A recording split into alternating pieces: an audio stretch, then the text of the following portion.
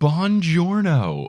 Before we continue my first ever journey through the Harry Potter series, just a few quick announcements. First, if you don't follow Potterless on social media, you may have not seen that I got engaged to Kelly over the weekend. That's pretty cool. You should be following me on social media. What are you doing? Second, those live show tickets for New York and Boston are still available if you go to multitude.productions/live. Hurry before they sell out. Third, it is the first episode of Potterless in May. Here at Potterless, each month we donate $1 for every member of our team over at patreon.com/Potterless to a different charity. And at the time of recording, we have 764 patrons, meaning that we are donating $764 to kind-hearted Lonkins. I don't know if it was just because I was on vacation and not checking news, but I feel like I heard a lot more about a building in France being burned down than over 290 people dying in the Easter bombings in Sri Lanka. So it's an awful tragedy. I hope it's been given the attention that it needs, and I want to do anything that I can to help, so we are picking this charity. If you want to learn more about this charity, you can go to kindheartedlonkins.com. Outside of setting up this relief fund for the bombings, they do a lot of great work in Sri Lanka. And thanks again to listener Natalie, who suggested donating to a charitable cause about this tragedy. And finally, on some happier news, we have new patrons to welcome to the team. So shout out to Courtney C., Chelsea Kemp, Mackenzie Rakowitz, Nilly, Ellie, Jamie Smith, Sarah Hickey, Lainey Van Sant, Solana Warner, Kelsey Grace, Philo Green, Felix Seidel, Thomas McDonough, Sean Corcoran, Lois Cook, Stephanie Hofert, Delaney Brooklyn Burke, David Kennedy Farner, Yale Azair, Adam Farrington Horsefall, Andy Cantor, Sarah DiMuccio, Lace Pike Parker, Lindsay S. Seacrest, Christy Glez, Kyle Ossinger, Randy Klett, Jennifer Chen, Sienna Kincaid, Joshua Pans, Lucy Chada, Jordan Colley, Ava Strau, Katie Pomeroy, Elo, Sophie Ashworth, Marina Sherbach, and Boney Pony, a pronunciation correction for Kafir Shaal TL and Tajinder Chumber. Shout out to Sam Jackson and Sean, Susan, and Daniel Fitzgerald, who upgraded their pledge. A huge shout out to Sarah Shetter, who upgraded to the producer level patron status, and a huge shout out to our newest producer level patrons, Peter Vostenak, Yash Patel, Marta Morrison, Stephanie Magnuson, Justine Wade, Aaron Richter, CJ Ochoko, Aileen Jesh, Kate L. Dobbs, Violet Sullivan, Hannah Suzanne Gormley, Kat Yowell, Lindsay Towning, Elizabeth Agathan, and Fielding Lee. They joined the ranks of Leanne, Vicky, Aaron, Jesse, Natalie, Deborah, Clow, Frank Marchismo, Tori, Samantha, Juan, Kieran, Rebecca Abid, Caitlin, Rosemarie, Jill, Maria Lisa, Ariel, Ramina, Kamel, Russell, Dustin, Audra, Eleanor, Sydney, Billy, Rosanne, Andrea, Nikita, Lala, Chelsea, Taylor, Lovekesh, Ali, Cassandra, Roxy, Amelia, Sean, Sarah, Ben, Rachel, Zachary, Jessica, Arna, Tiago, Jessica, Orchid, Steve, Vivian, Takari, Haley, Marino, Moster, Pinky, Angelina, Rosemarie, Lee, Alex, Brian, Caitlin, Finn, Mosin, Grace, Sammy, Raul, Ingen, Mari, Brianne, Alexandra, John, Jen, Noel, Tao, Emily, Michael, Robin, Patricia, Will, Liz, Mariah, Brandon, Sarah, Claire, Teal, Sina, Rory, Gloria, Sarah, Patrick, Alley Cat, Hallie, Veronica, Kevin, Lotta, Noah, Tracy, Lucinda, Carlos, Pam, Colleen, Jennifer, Friday, Ivor, Naomi, Tyler, Summer, Heather, Vera, Carrie, Andrea, Ella, Anthony, Dead Cat Lady, David, Elisa, Lynn, Emily, Ryan, Cameron, Justin, Christine, Jacob, Toothless, Maya, Mark, Polly, Kimberly, Srujan, Brittany, Nita, Tumnus, Remy, Matt, Sarah, Lauren, Nova, Kyle, Zena, Emily, Colleen, Harlan, Akanksha, Wouter, Shelby, Noelia, Reese, Adriana, Brian, Yuckamip, Washin, Jenny, Nikki, Cara, Dorcas, Courtney, Kine, Amanda, Sabrina, Lauren, Claire, Alicia, Kafir, Lindy, Martha, Benjamin, Tajinder, Sky Mars, and Can't I Potter, who never lose their cameras when they're on vacation in Italy. If you want to be like one of these amazing patrons and get access to bonus episodes, director's commentary, exclusive merchandise, discounts on the merch at the merch store, you can head to patreon.com/Potterless. But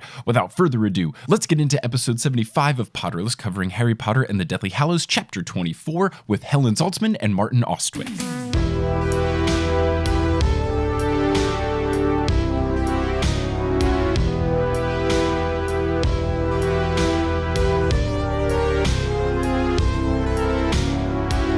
So we get now into chapter 24, The Wand Maker. So Harry is super sad, obviously, but he does realize that he's in the right place because Dean, Luna, Fleur, and Bill have come out. Harry asks about Hermione. They say that Ron brought her inside. Harry then wraps Dobby up in his jacket. Dean brings in Griphook, and they all follow. Harry has a vision then of Voldemort punishing everyone left in Malfoy Manor, which I think is great. I'm glad that Harry got to see this. So he could be like, aha, those idiots. Yeah, the Death Eaters do not have a good time, as aforementioned. Yes, that is the theme of this episode. Death Eaters, not great. Bill suggests burying Dobby, and Harry says he wants to do it properly without magic. So he asks for a spade, which is a very British way to ask for a shovel. Okay, here's my question. If it's so unusual to dig the non-wizarding way, how come there are at least 3 spades at Bill's house? Because 2 other people help him dig. Yeah. Why has he got spades? Doesn't need him, he's a wizard. Yeah, that's true. Well, maybe it's the fact that he's like actually doing it with his hand. Maybe as a wizard, you still need to like, you know, Wingardium Leviosa, the spade itself, and then it's like magically still doing the digging. Like maybe you can't just do like dig in the ground. Or maybe it's one, when you go to those sort of like cafes and there's like artisanal things that are just decorative, like old radios or alarm clocks. Old and cameras. Maybe wizards just have all kinds of muggle shit in their houses because they're like, oh, isn't it quaint how they dig these holes with these things? I mean, Arthur Weasley does have a collection of muggle stuff, so maybe there we go. Bill took after his dad and just has a bunch of stuff. Do wizards get enough exercise? Because they can kind of way. apparate everywhere. Their household tasks are so much easier. They're all out of shape. I think heart disease and Death Eaters are the biggest causes of death amongst wizards. Yep, it's got to be. I think probably magical accidents and maybe mythical creatures. Well, that's probably or evil sentient metal hands that, you to death. It's a real problem. What do you think the significance is of Harry deciding this? This is a very kind of non-wizard way of showing contrition and devotion. Yeah, I guess it's just like you earn it more if you have to like go through the effort of digging the grave. But that being said, like how big is Dobby? Like 2'3"? Yeah. Like Harry's making this big fucking deal about like, oh, I'm gonna dig this hole. Like how big is the hole? Well, they jump into it to keep digging it, and you think that's not really necessary. It only needs to be a foot or two deep. He's a tiny little being. Because you have to bury him as deeply as a human, even if you don't. He's got to go the full 6 feet. Yeah, right. Do you think also Harry needs just a manual task to take his mind off the trauma of another being dying for him? Well, it turns out that actually plays in his favor. While he's digging, he feels the scar burn, but he's able to kind of like shove it out of his mind and not worry about it. You feel like he could do some domestic chores? Like, I feel like he could do the washing up, but that's too like feminine a role for him, so he has to do something manly, which I think is really toxic. Yeah. Yeah, I gotta dig a big hole. Yeah, I'm a man. He could just prepare dinner for the other people. Well, I also wonder whether he just doesn't want to be around other people. That's true. Because he's grieving and he feels guilty because so many people have died for Harry Potter over the series. Yeah, very common theme. Yeah, and when you're 17, I mean, that's hard to take at any age. He's still only 17. Yeah. That's happened to him since birth. He's wearing a lot of guilt. Woof, woof, woof, woof. Although Dobby would be very happy about it, I think. This is like the ideal scenario for Dobby to be able to die for Harry Potter. Oh, yeah. In addition to it being perfect and exactly what Dobby would have wanted, he went out like a champ. Yeah. Disapparating people, saving lives, breaking a chandelier, fucking shit up. Like, he did some dope stuff. He's got a taste for the dramatic. Oh, for sure. Definitely. So Harry then takes pleasure in the fact that he is able to control the Voldemort visions. And my thought is that Harry, anytime he starts to see these visions, he should just pull a Kevin Bacon from Footloose and just like anger dance his way through an abandoned warehouse anytime he wants to keep Voldemort out of his brain. And I bet Daniel Radcliffe would have loved to do that in the films. I think he would have. I just last night saw Daniel Radcliffe in a play here on Broadway. I saw him in The Lifespan of a Fact. He was genuinely incredible. He was so good. Was it a lot of dancing? There was not a lot of dancing, but he did speak in a very convincing American accent for the whole play. Oh, good, because I think that is a difficult one for Brits to get on top of. Yeah, he nailed it. He was very good. He was very funny. I was kind of smug going into it like, this guy only got cast because he was Harry Potter. And then very shortly into the play, I was like, oh no, he's a very talented actor. I'm sorry. My apologies, Mr. Radcliffe. He's done a lot of plays. Yeah, he has done a lot since. So Harry attributes this ability to the grief of Dobby, and he knows that Dumbledore instead would have said that it was the power of love. And of course, Harry being Harry is like not okay with this because, love is so girly. I can't love things. Blah. God, why haven't wizards eliminated toxic masculinity? Like, he's 17. He's not like 12. Like, he should have grown up girls, growth. Yeah, exactly. Feeling He likes emotions. girls. I suppose he hasn't had strong female role models. Well, he's Hermione, though. He hangs out with Hermione all the time. Yeah. And Molly Take it back. Weasley. McGonagall. Yeah. Yeah, Molly Weasley. She's badass. Yeah. Yeah, if anything, all the men in his life are awful. Oh, Yeah. no, Hagrid's all right. Yeah. There's a lot of bad dudes. Yes. Yeah, True. Harry should be looking up to these strong women. So Harry reveals that Voldemort was at Nurmengard, not Nuremberg. Where he should have been. I bet he was at Nuremberg as well, just as a spectator. With Tony Blair and George W. Bush. So this definitely confirms finally that it was Grindelwald that he was talking with. So Dean and Ron come out and they say that Hermione's being looked after by Fleur. Girls doing nurse stuff. Of course.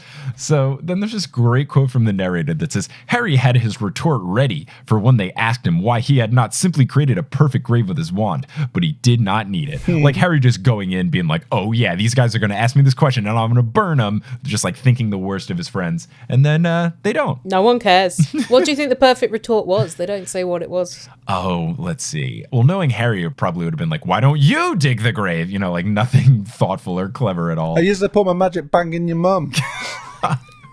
Jeez. I mean, that's the best I could come up with on the spot. Oh, not bad. It's about his standard. He's been at a boarding school for a lot of his life. Yeah, he's 17. So they wrap him up. Dean gives him a little hat. Aww. Dean conjures a hat specifically, which I think is great. They bury him, and then the others come out. Harry notices that Skelegro, which I still hate the name of, is in Fleur's pocket.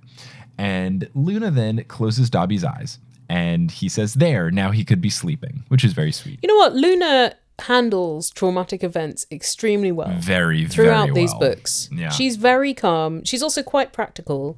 I know you're supposed to think she's loopy at the beginning, but actually she's a very useful character. Yes, she really is, and she's very mature, and you're right, deals with grief and serious situations very well. I guess because she's suffered the loss of her mother at a young age. She did, at 9, I think, which is rough. Yeah. So Harry feels that Dobby deserves a funeral as dramatic and grandiose as Dumbledore's, but he has something so simple.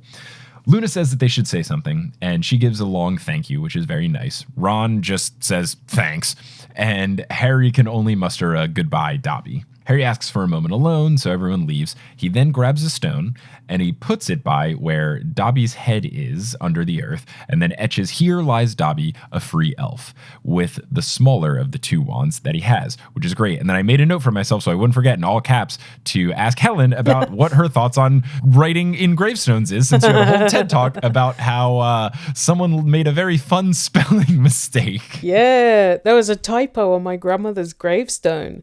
It said something bland, like remembered with love and respect by all her family and friends.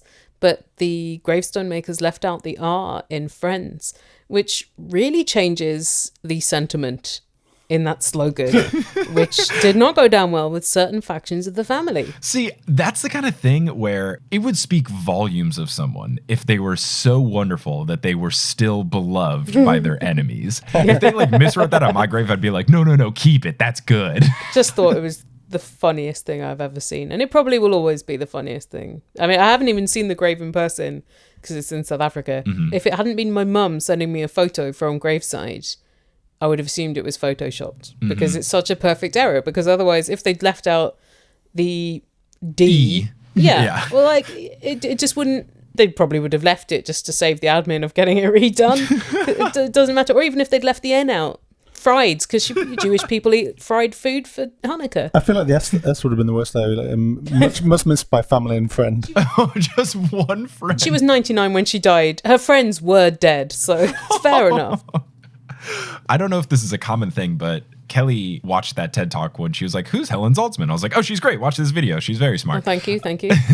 And that happened to her grandmother. No. Well, they misspelled her last name 3 different times. Ew. Do these places not have Microsoft Word with spell? How? There's not that many words on a grave. How do you keep making that mistake? It doesn't seem hard. Yeah, and the same tropes come up again and again. And I doubt that anyone has ever requested fiends for any reason.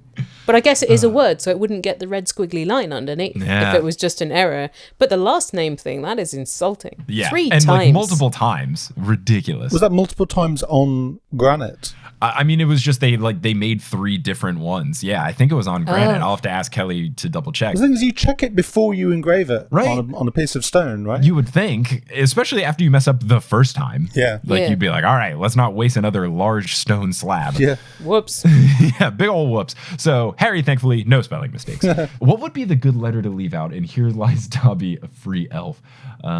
There's no good 1-letter spelling mistakes here. Missed opportunity. He could have misspelled it a fire elf, which would sound like something really cool, but not something that happens in the Harry Potter universe. But still, nah. Fire elf. Yeah.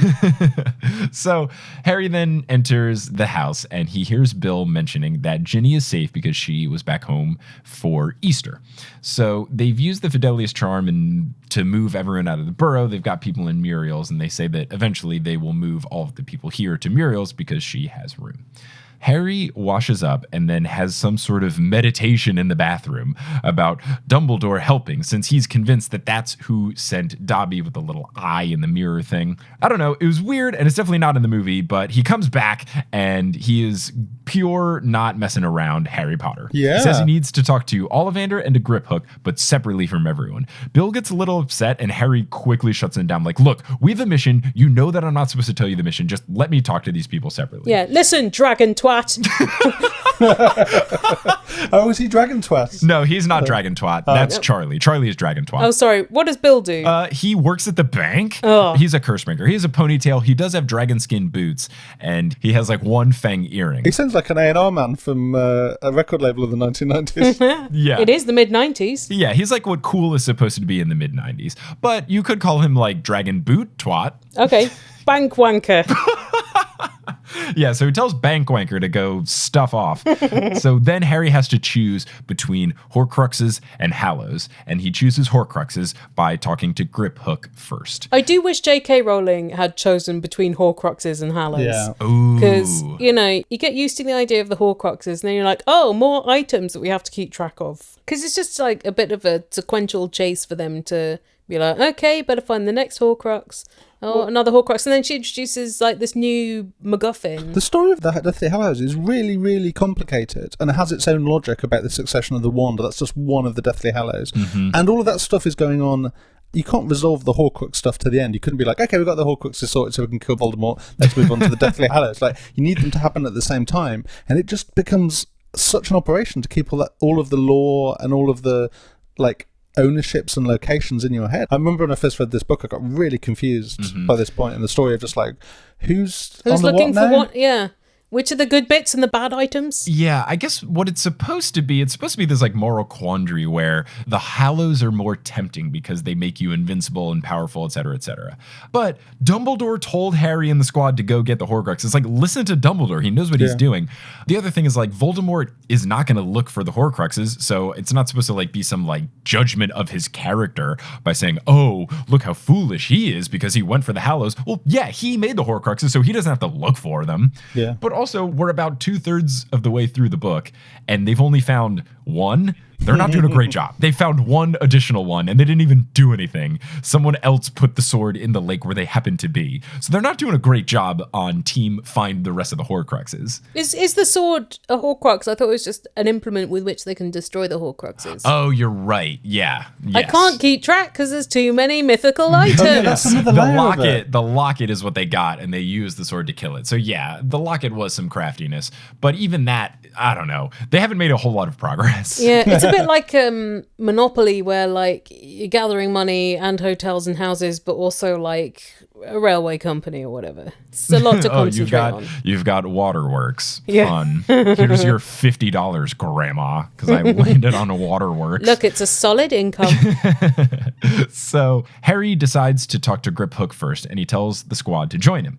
While they're going upstairs, Harry asks Hermione if she's okay, and he does tell her that she was amazing by coming up with a story while being tortured. And this is one of the few times that Harry like gives anyone a compliment, so good on Harry, especially for Hermione, who's been holding shit down the entirety of this book. Yeah, and she's just been getting hit with a lot of strong, painful torture curses. Yeah. And they're just like, oh yeah, Hermione's fine. It's okay. You don't have to spend any time with her in these chapters. You were great, Hermione. Yeah. Griphook and Harry both do this thing where they're like, oh, you probably don't remember me. But Griphook is the one who brought Harry down to the vault in book 1, where Harry was going to his vault. So this is, again, much like the Penelope Clearwater thing. This is a character we haven't seen in a bunch of books. Neat. Which is happening a bunch in this book. Yeah, no need to come up with a new one. We've already got one. So Griphook calls Harry an odd wizard twice. Once for digging Dobby's grave by hand, and once for saving Griphook, who's a goblin. And Harry is a bit confused about why, but then we learn that goblins and wizards are not doing so well as, commingling as species in the same world. So Harry tells Griphook that he needs help breaking into a Gringotts vault. He wants to break into the Lestrange's vault. And this is when I realize why Bellatrix is freaking out so much is, there might be other Horcruxes, or at least a Horcrux in this vault. So that's why she was freaking out so much at the thought of someone having access to their vault in Gringotts. Should have got bitcoins instead of gold. I mean, if you got them in 1996, Yeah. it'd be way early in on the game. It's before the first .com bubble burst as well. Yeah, you could do a whole lot of things if they were ahead of the game. Yep. But they're not, because they're like anti-technology. They are very, very silly, those wizards. Griphook says that there's no chance that they can get into the vault, and he starts reciting the rhyme that's on the outside of Gringotts, and Harry says, yeah, I know the fucking lyrics, spare me. And he then tells Griphook that he can get by in a technicality, though, because him going after the vault is not for any sort of personal gain. So Griphook is unsure about it, voicing his concerns of how, quote, wand carriers treat other races. He says that the wizards won't share any sort of wand lore with any other race, and that they treat other races poorly, which is valid. But Ron brings up a valid point that goblins don't share their metalworking skills with other races either. So no one's perfect. Everyone in this world is awful. I like wand carrier as like a sort of mild slur. And it's so like milquetoast as well. Yeah, you dirty wand carrier. It reminds me apparently there's an insult for bad chess players amongst grandmasters. It was wood pusher. Ooh, I like that a lot. Yeah. But it's interesting, isn't it? Because you've got all through these books racism within the wizards, and then you've got like them all being lumped together in the term wand carriers here. Yeah. The wizards are so racist that they're racist like within themselves, and then also for other races that are not wizards. Like they couldn't just stop at thinking wizards are better than everyone else. They're like, only the purest of wizards are better than everyone else. But they've still got wizard privilege. Yeah. I do think it's a little clunky, isn't it? Like if we were meant to view both the Death Eaters and the Goblin Wizard rivalry as a metaphor for racism, and Ron is basically going like, what about reverse racism? I'm a mediocre white man. What about me? Yeah, how do I get to learn about your metalwork? Oh no. Actually, I bet Ron would be quite good at metalwork. Yeah, he's a real plodder. So Ron brings up that point about the metalworking. Harry tries to stop this whole argument, saying, let's not make this about race. But Griphook says that it's entirely about race, because if Voldemort takes over, he will make it so much about race. And wizards already don't care. At this point, the goblins are being attacked by Voldemort. So why would a goblin be nice to wizards anyway? Like, wizards should be standing up for goblins right now. Hermione says that they are different, though. She brings up that she's a mudblood, and she was the one that was chosen to be tortured out of the whole group. She also then references spew, and then Ron has to, like, hide his face because he hated that group the whole time, but he had to put on a poker face and be like, yeah, we love House Elves so much, dude. Gosh, they're so good. I feel like Hermione's not covering herself in glory here, where her basic argument against, like, aren't wizards racist? And her argument is, a lot of, like, wizards are making brilliant white saviours. Why are you complaining? She's had a rough day. She's not being as right on as she might be in other circumstances. She's not very woke in this scene. Yeah, she's basically pulling the, like, not all wizards card. Yeah, basically, yeah. I'm a really good wizard. Shower me with praise. I'm a mudblood. I'm the victim here. And then she does have, like, a brief moment where she calls herself a mudblood, and then Ron is like, don't call yourself that, and she pulls, like, a I'm reclaiming the word moment. She reclaims mudblood. Yeah. How do you feel about J.K. Rowling doing politics in this book? I don't know. I mean, it would be better if she wasn't so bad at it now. She's the epitome of, like, talk a big game, where she's like, oh no, yeah, look, Dumbledore was gay the whole time. Yeah, totally. Yeah. Yeah, oh, there were Jewish kids in the book. Yeah. Yeah. Look at the cast of Crimes of Grindelwald. Like, the top 8 people are all white. I don't know. I feel like she talks a big game about being, like, woke and diverse, but she's actually not. And then hires Johnny Depp. Nice work, JK. Oh, yeah, Nagini was a Korean woman the whole time. Wasn't she a slave? You're saying that Parseltongue is Korean? Well, maybe. Oh, gosh. Oh, JK, digging a hole. And she's using magic to do it. Well, she does call a spade a spade. So, all right, Past Mike, let's pump the brakes on this J.K. Rowling tirade, especially since indirectly she gave you your career. And speaking of that career, it's time for Wingardium Adridosa.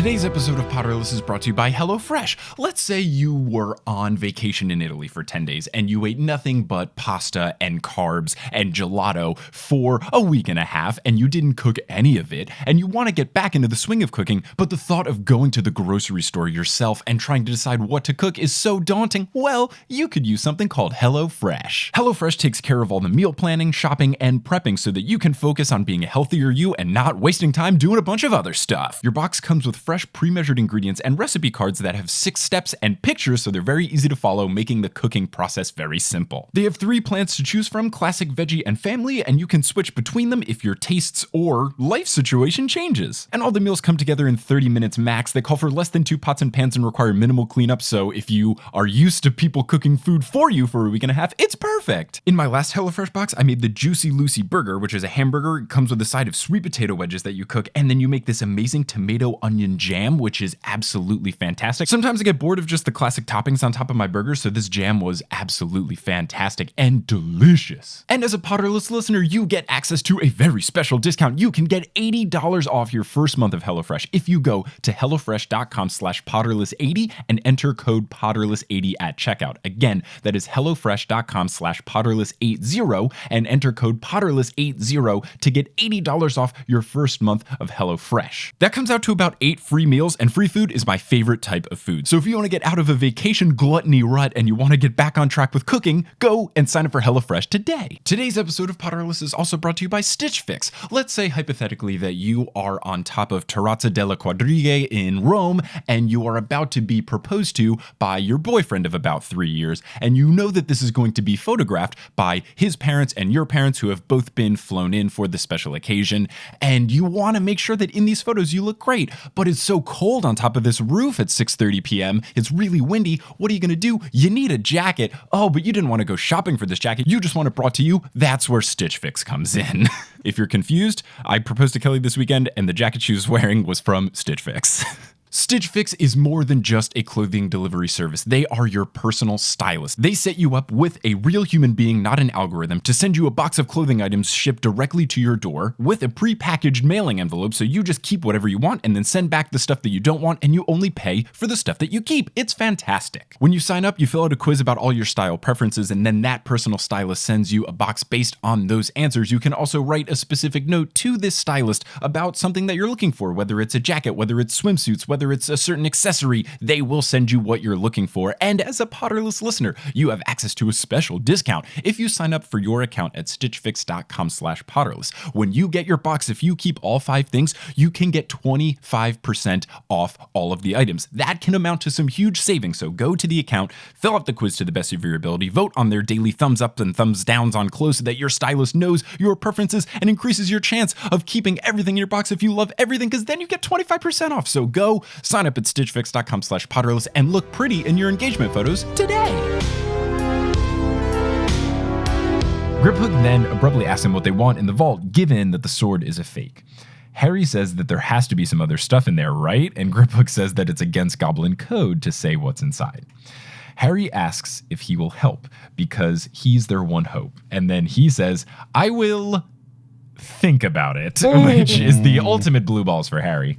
So he leaves, and Ron is very upset. I kind of like how Griphook is a jerk. Yeah. And isn't just falling over himself to help Harry like almost everyone is. I mean, Harry's basically like, will you compromise all of your essential values and principles in order to help with an internal wizard struggle? And he's like, I dug a hole! No, and then Griphook is like, maybe, but why would I? Bloody entitled Harry Potter. Mm-hmm. Hermione asks Harry if he thinks that there is a Horcrux in the vault, and Harry says yes. Ron brings up that they're supposed to be in important places, and Harry says that maybe he would have put it into Gringotts because he would have envied someone who was able to put money there because he didn't have any to put in there, and it would signify belonging in the wizarding world. That seems like a really shit bit of pop psychology, doesn't it? Yeah, very tenuous. He's doing confirmation bias for sure. But although what is a good place to hide something of value with a load of other valuable objects? Yeah, it is solid, but I think he more should have been like, Bellatrix flipped absolute shit when she thought you were in her vault, Hermione. And he doesn't bring this up up once. He's just like, look at all these creative workarounds I've thought of. It's like, dude, just like go to the facts. Like Bellatrix was freaking out crazily once she thought that Hermione had access to the vault. So like that's your proof, dude. On a more basic level, it is a building designed to protect objects from anyone getting to them. Exactly. So that would be a good place to put something you don't want people to get to. It does make sense, but no, he's got this big story about it. Harry then brings up again something that Hagrid said before, which is that Gringotts is the safest place in the world aside from Hogwarts, which I called this like in episode 2 of Potterless. Like, I think Gringotts is fucked. Like, Gringotts is getting broken into by someone. I don't know if the squad is going to be able to break into it or if the Death Eaters are going to do some stuff. I do not have high hopes for Gringotts Bank in this book. So Harry then goes on to talk to Ollivander, the wand maker of the chapter's title. Mm-hmm. When he gets into this room, he, of course, which keeps happening in these 2 chapters, gropes for his broken wand and asks Ollivander if it can be repaired. Ollivander says no, that with the damage that is done to this wand... I'm pretty sure it's Peter Pettigrew groping for his broken wand earlier. Oh, stop it! No. So Ollivander says, no, you can't fix it. Oh, should have bought a spare under my 2-for-1 deal. So Harry then asks about the other 2 wands that he had stolen. And Ollivander is still sticking to his guns, does his classic Ollivander bit where he like lists the type of the wood and how flexible it is and the core and blah. Like he does the whole shtick. You're like, skip to the end, old man. It's like, just tell me whose it is. He says that one belongs to Bellatrix and that one belonged to Draco. Very specifically mentions being in the past tense. And Harry's like, what? Isn't this still technically Draco's? Oh, yeah, but he says the same thing about Bellatrix's. He says this wand belonged to Bellatrix, so when they make the distinction... Yeah, I guess it's just Harry like brings it up when he says it the second time. Yeah. He's like, isn't it still his? And then Ollivander gets in this whole big thing of like, well, no, if you defeat the wizard, like the wand chooses the wizard, right? And Harry's like, yes, I know. God, your catchphrase, we get it. But he says that the allegiance of the wand changes. Is Ollivander the only wand maker in the British wizardverse? And if so, he's been imprisoned for over a year. What have they been doing? There's been like a whole new generation of kids going to Hogwarts, presumably, and people have wand maintenance needs. Ooh. Who's making the fucking wands? Well, you say that. I mean, so I had a friend whose dad was a hat block maker, and I think there were only about 8 in the country. I don't think you need a lot of wand makers because you buy a wand, you've got the wand. It's like a TV, you don't get one every couple of years. Not every single person needs a hat block, just hat makers, but every single wizard needs a wand. Well, yeah, but they're like a hat block to a hat maker is like a wand to a wizard. It's the tool of their trade. And also, shouldn't Ollivander have at least a second in command for when he takes the day off or dies? Right. Otherwise, there's no one there who knows how to make wands. Maybe he's got an apprentice running the shop. Fucking hope so. No, the shop's shut down, isn't it? Oh, it did, okay. Yeah, it is. The shop's fucked. Mm-hmm. He's got some sort of really great monopoly of the wand situation in the UK going on. He did some crafty government work to make sure no one else can do it. Yeah, it's basically the Starbucks of wands, isn't it? So Ollivander brings up that once a wand is won, it changes allegiance and gets on with the whole the wand chooses the wizard bit. And then there's an interesting back and forth of Harry not necessarily interrogating Ollivander, but he starts revealing all of the conversations and visions that he has seen from Voldemort's eyes when he was with Ollivander, and he just kind of starts laying out the whole story about what Voldemort is after. And Ollivander is shocked. He's very surprised. Like, how do you know? He keeps asking him, how do you know this? What the fuck? How do you know this stuff? Like, he had me tortured. I was alone. How do you know all these very specific details?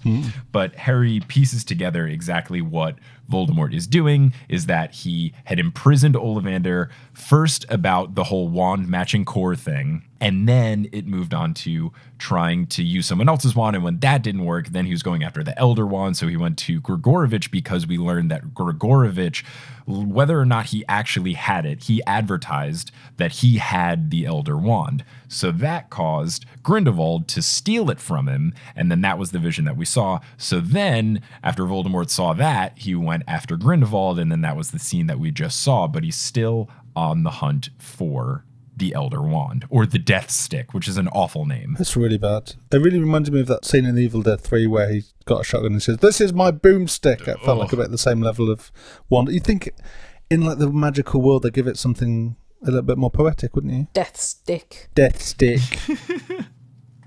So Harry puts 2 and 2 together and knows what is going down. Basically, he knows that the Elder Wand is actually in Dumbledore's possession, and he's talking with the squad about this, is that Dumbledore, when he defeated Grindelwald, because Grindelwald was said to have stolen the Elder Wand, and Dumbledore defeated him and then put him in Nurmengard. When Dumbledore defeated Grindelwald, he got the Elder Wand, and then he kept it at Hogwarts, and then Harry just now realizes that Dumbledore had it and they shouldn't have gone after it. Ron starts freaking out when he realizes it's like, what do you do? It's an unbeatable wand. What are we doing dilly-dallying around? Like, what are we doing? Twiddling our fingers here. Let's get the wand. It's an unbeatable wand that Dumbledore won from Grindelwald. Oh, yeah, that's true. So how is that even like Grindelwald is like a super badass? I know Dumbledore's a good wizard.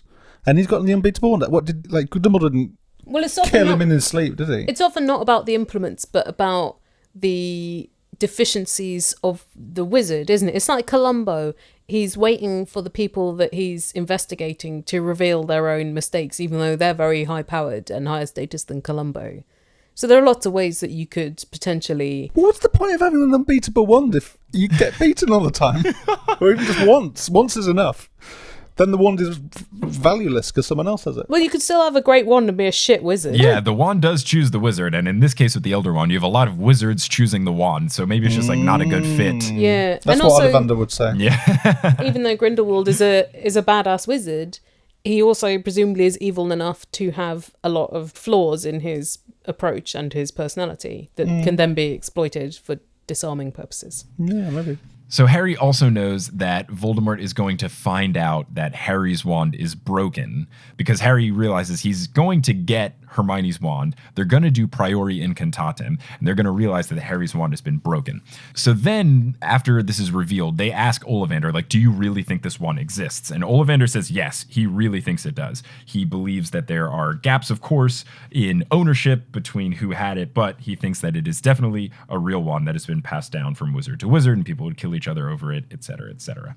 He doesn't think it's a fairy tale or any sort of myth. But then later on, Harry asks if he believes in the Deathly Hallows, and Ollivander does not even know. He just says, the what?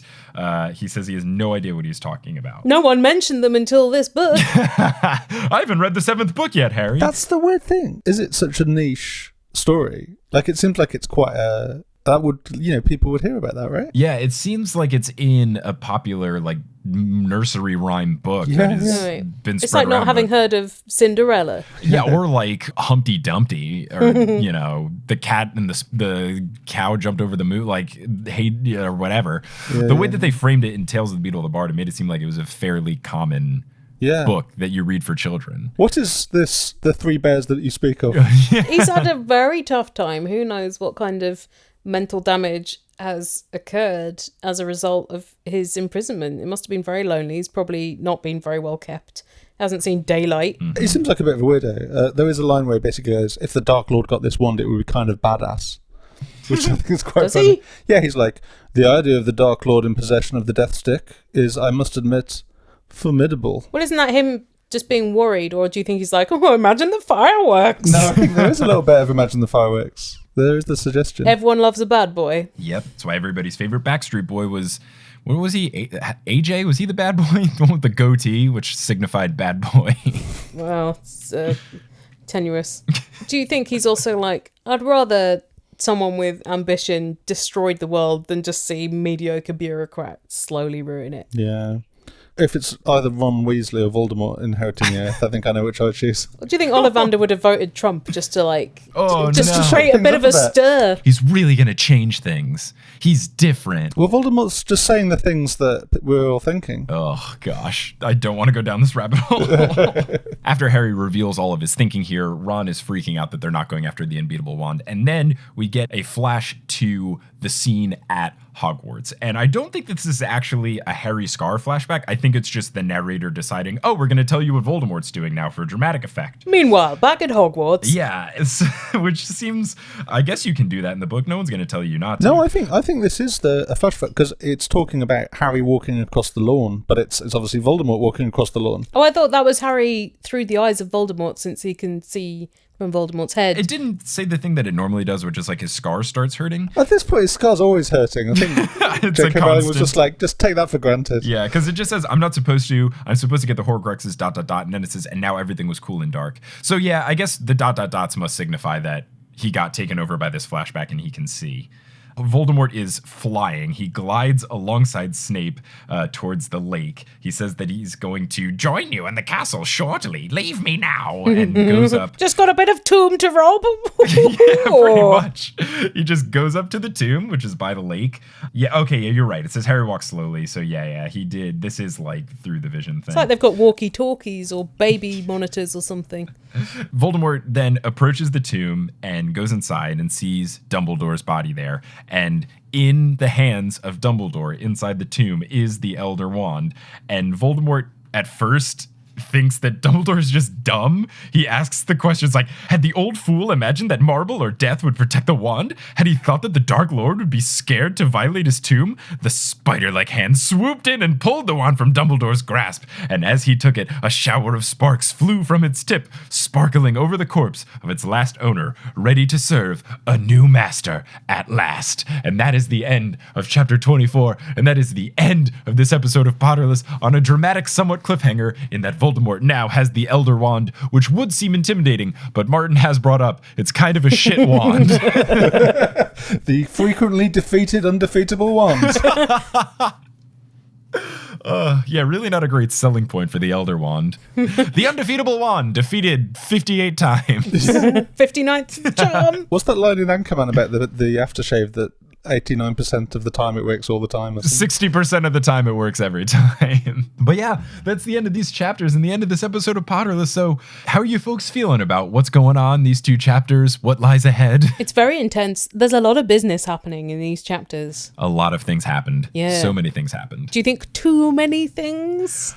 I don't think too many things. A lot of things happen. Decent amount of people die. Dobby goes out in a blaze of glory. There's a lot of like people being impressed with Harry in this chapter. Yes. Like Bill and Ollivander going, why do you do all these things? And Griphook, you seem like an impressive wizard because you don't treat yourselves like shit. Thanks, Harry. Yeah. Whereas what Harry has done is dig a hole. Mm-hmm. And what Hermione has done is try to save Harry by swelling up his face and be tortured. Yeah. And lie. A lot of lying in these chapters too. Mm-hmm. Yeah. But yeah, it's very intense chapter work, and I am excited for what lies ahead. How does this compare to the chapters that have run up to it? Is there like an equivalent like death count? And this is definitely like the action is really ramping up. Like this is the first time that it's been anything extendedly tense, because you had some high tension scenes with like the snake thing, but all of that gets resolved super quickly. The snake comes out of Bathilda's neck and then they fight for like a little bit and then they disapparate. This is the only time where you get one of those big classic like Matrix style action scene fights. And then, you know, people end up dying and then there's someone choking himself to death. It's getting a lot darker now. Well, that's like the death of two major characters. Yeah. Characters that have been around since what, book? Mm-hmm. Yeah, people that have been around for a while. When did Dobby turn up? Dobby was book 2. Book 2, wow, that early. Yeah. Okay. And Pettigrew was, I think, book 3, unless he was referenced in the first Technically, 2. Pettigrew is from the beginning as Scabbers. Oh, right, yeah. So he's been here the whole book. As a speaking character, though.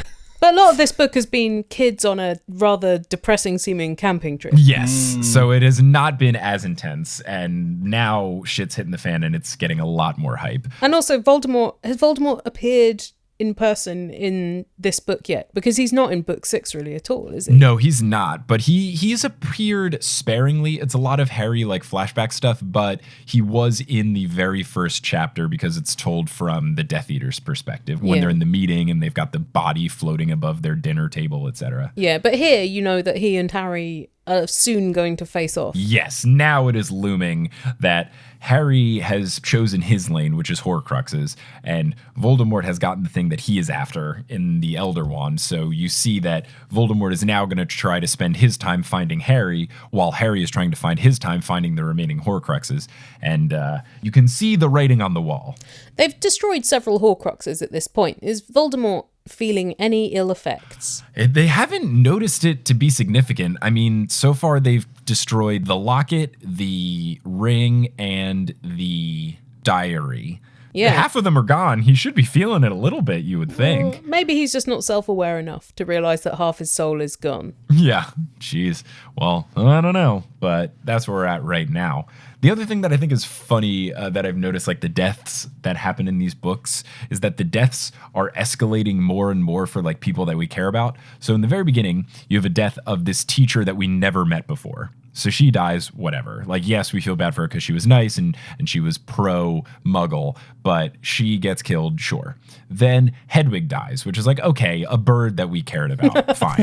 Then Mad-Eye Moody dies. And you're like, okay, yeah, he was our friend, but we didn't really know him that much, so he dies. It's quite an oddball. Yeah, then you get Pettigrew and you're like, okay, a significant villain dies, I guess. In an extraordinary way. Yeah, and then now you get Dobby dying, who, again, we really like Dobby a lot, but he's still not a wizard or someone that's been around from the beginning. He's always been cannon fodder, hasn't he? Yeah. He's like Chekhov's self-sacrificing character since he arrived. I'm gonna put this out there. I'm not sure that she's that good at writing deaths. Like, I remember back when Sirius died. I was very quick and abrupt. Yeah, I remember reading that book with my friends when it came out, and they were like, he fell through a curtain? It's just so disappointing. I think also, at that point, Sirius has only been in it a bit in book, like he's a baddie in book 3, we think he is. In book 4, they communicate through what, fireplaces, is it? He can't really be in the scenes much because he's a wanted man. Yeah, book 5, like, you're told that Harry cares about him, but I felt as a reader I had not grown any attachment to him. Yeah, I wasn't really hit that hard by the death. No. I was more just surprised that happened so quickly. I didn't think he was going to die that early on in the series, just based on, from me seeing Harry Potter related material, the series seems to be someone that people at least like. Yeah, but yeah, he has like a 2.5 book run, yeah, which is really short. Yeah, so Dumbledore's death is obviously pretty striking, and I'd say Cedric Diggory as well. I was about to say that, yeah, that's quite, but that's the first kid that dies, isn't it? Yeah. That one is really, I mean, kill the spare is just a devastating line for someone to go out on. But it's almost the voice of the author coming through Voldemort. Poor R-Pats. Kill the red shirt. What's really scaring me about this book is that it has been very much like ramping up deaths of importance of people. And I'm very scared about who's next to die. Someone that we care about has to die, at least one person. And I don't know who it is. And I'm terrified. Wouldn't you say, though, that grief is somewhat softened in the wizarding world by the fact that the dead often appear as ghosts or in moving portraits or magical objects? That's a thing. Everyone should just be a painting. Yeah, you get to chat with the paintings. You say that, but we've all got, like, Facebook videos of friends. And... Yeah, but those are from the past, whereas the paintings are observing things that are happening in front of them. Oh, they're more interactive. Yeah, that's a good point. Yeah. And they have emotions or something. Yeah. I've heard a couple different theories about what the paintings actually are. Of course, they're not explained in the book. Sentient why would gifts. they do that? But I've heard things, something along the lines of like you can describe to your painting is painted, but then you can describe later on, like you tell it all of your details. I don't know. It's confusing to me. That's really fun, but you could really misrepresent someone. Oh, Dad was a real cunt. Tell you what, Mum loved tennis. Paint her playing tennis. I like the idea of that, or alternatively, you could just present yourself in a way that wasn't true. I was a lion tamer in life, of course. I'm the best. Had an incredible body. Yeah. Beloved by women, admired by men. You really could just get the painter to paint you really hot and be like, this is what I look like. More abs. Yeah. It's in the kind of grand tradition of portrait painting to make them a bit too flattering. Yeah, well, maybe one day I'll learn about how the portraits work when I really secure that interview with J.K. Rowling and I ask her a bunch of silly questions. You're like, listen, I just want to talk to you about the important stuff. What kind of paint are they using? If I ever do get an interview with her, I will ask her the most ridiculous, meaningless questions ever. Like, she will walk out of that interview confused. Was there no competition for wands? Why has Ollivander got the monopoly? He's going to retire. He's old. How unbeatable is that wand? Yeah, really unbeatable? It seems pretty beatable. On a scale of 0 to 10.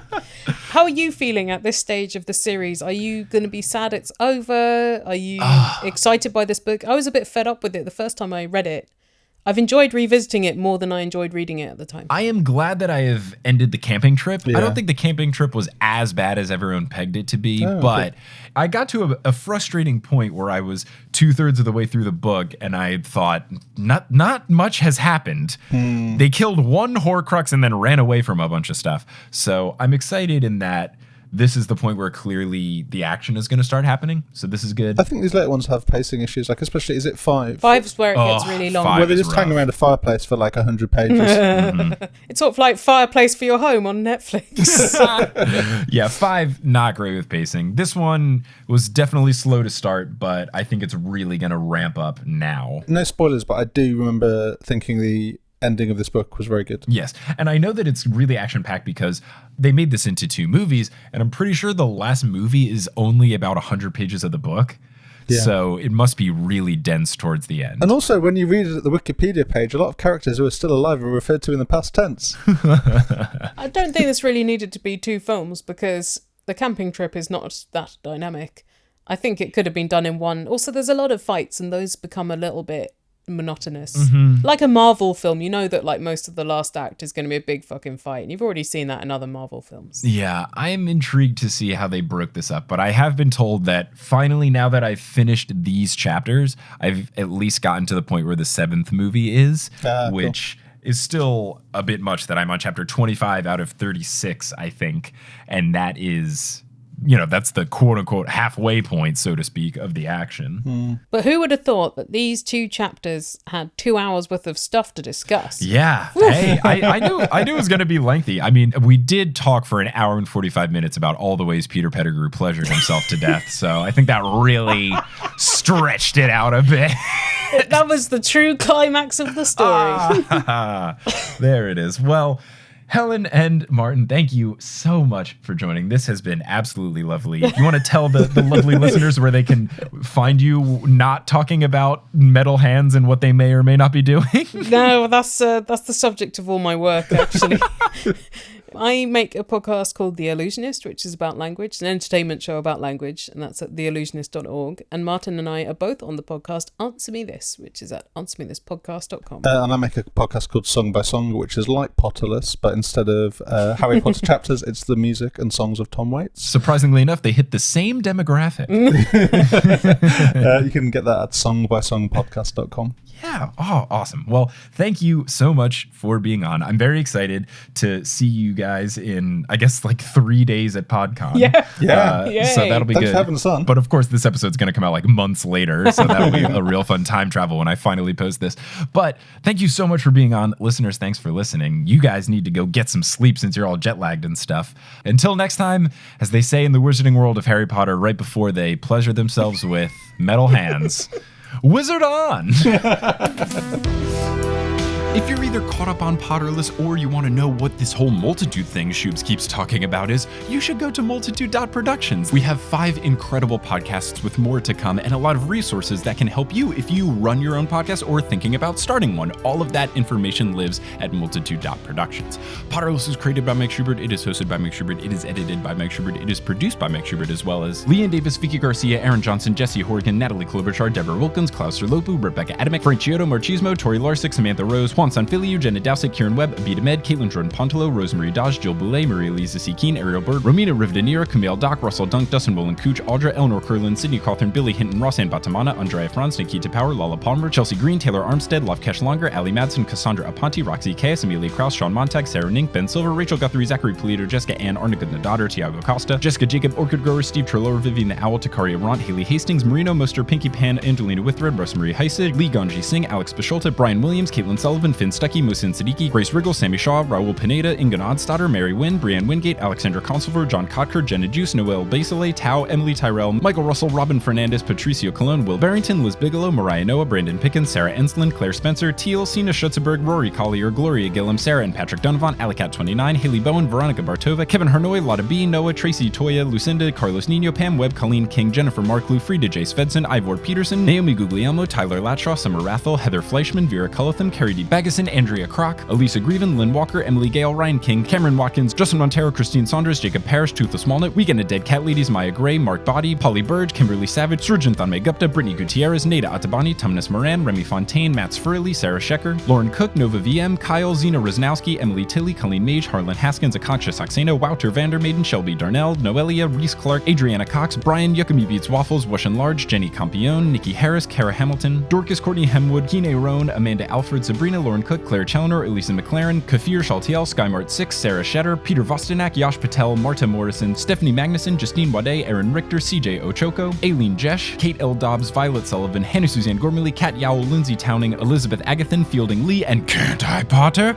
Web design by Kelly Beckman, and the music is by Bettina Campamanes. If you want to find us on social media, you can go to facebook.com/Potterless, twitter.com/PotterlessPod, instagram.com/PotterlessPodcast, or reddit.com/r/Potterless. For all information about the show, you can go to potterlesspodcast.com, and all bonus content lives at patreon.com/Potterless. Thank you so much for listening, and until next time, as they say in the wizarding world of Harry Potter, a wizard on!